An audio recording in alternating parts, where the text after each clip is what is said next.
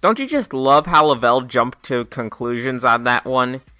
And, by the way, did anyone notice how Lavelle sounds constantly bored or high or something? Well, let's talk about something that kind of involves both of those things. But actually, one more thing before we get off the topic of Logan and Lavelle. Look at this video here. Goes up! Right now, we're stuck! Now, just look at Logan's face here. Now, I don't know if he's just tired or bored, or if he's actually annoyed with Lavelle here. But his expression quickly changes when he realizes he's being recorded. So, I'll let you guys be the judge of what that means. Elena. Now, I'm not going to lie, I don't care for Elena. She's okay enough. She's a slightly above average actress, and she seems like an overall alright person to be around. Now, supposedly, she does weed casually. Whatever that means. However, Lavelle was caught on January 17th, 2017, with marijuana in his car and was arrested with a $1,000 bond. Now, supposedly, he was again caught on June 2nd of 2017 for the same thing, and he began supervision on April 30th, 2018, with the supervision ending on April 29th of 2021. Also, given what Logan said in a Chili blog, it was heavily implied that Lavelle went to rehab since he was gone for a while. So what does all of this have to do with Elena? Well, Lavelle has such an incredibly petty grudge with Elena that he simply refuses to film on the same day as her. Now, not in like the same room as her or something. No, not even the same day. They can't be in the house at the same time without fighting. So Logan has to go out of his way to schedule Elena and Lavelle on different filming days if they're both in the same video. And why does Lavelle hate Elena so much? Well, because he has a hunch that Elena might have maybe called the police about him having the marijuana on him. Great. Now, these two problems with one of the other cast members and his boss would be one thing, but like it or not, it wouldn't be such a big deal if it were contained. Which means it, well, isn't. Lavelle's bullying of kids. Now, Lavelle has bullied quite a few fans in the past for supposedly not liking SML quite enough for his standards. So, what does he do? Why, he goes out of the way to make Instagram posts about them and telling his fans to go harass them. Sometimes he mentions specific people, other times he just says, the haters. Maybe they're sensitive because you keep yelling at them for being haters and telling people to go harass them. Now, Lavelle acts immature enough here, as well as that time I'm sure many of you remember that I talked about where he told people to call a young kid to harass and bully him. Oh, but it gets better. So, don't make a negative comment or else. Yeah, real mature, huh? Oh wait, sorry, there's more. So, let me get this straight. You're allowed to tell people to harass kids and bully them, all because you could care less about being the bigger man? Lavelle, you're an adult. I expect this kind of behavior from people like Night Miner, not you. Then again, you also do drugs, so maybe never mind. But oh wait, this all gets even better. Let's take a look at Lavelle's most infamous blunder. Lavelle versus GameCube dude. Okay, I'm sorry, I promise I'm done with those jokes. So for those who are unfamiliar with this situation, allow me to explain it to you guys. Lavelle, plain and simple, threatened to take down GameCube dude's channel. Why? Because he wasn't reacting to SML videos positively enough. I swear, to impress Lavelle, you might as well bow every time someone says a word in the video, lest he think you are disrespecting SML. Man, even some of the Jeffy fans aren't this insane.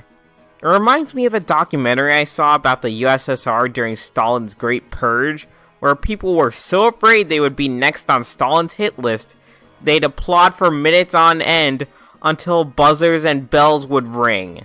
Oh, better not stop applauding or cheering for that wonderful SML video, because who knows, Lavelle might go after you next.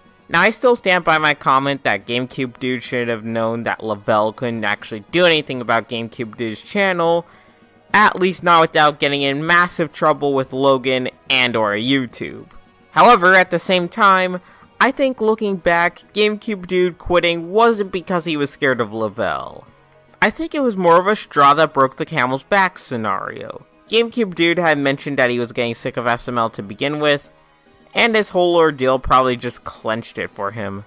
However, this doesn't negate what Lavelle did, especially since we're not anywhere near done. After near constant badgering from Lavelle, including Lavelle calling GameCube Dude on the phone, Logan decided to see if he could call GameCube Dude and work things out. This failed because Logan brought Lavelle along, hoping Lavelle would probably apologize, and Lavelle kinda shouted over both GameCube Dude and even Logan.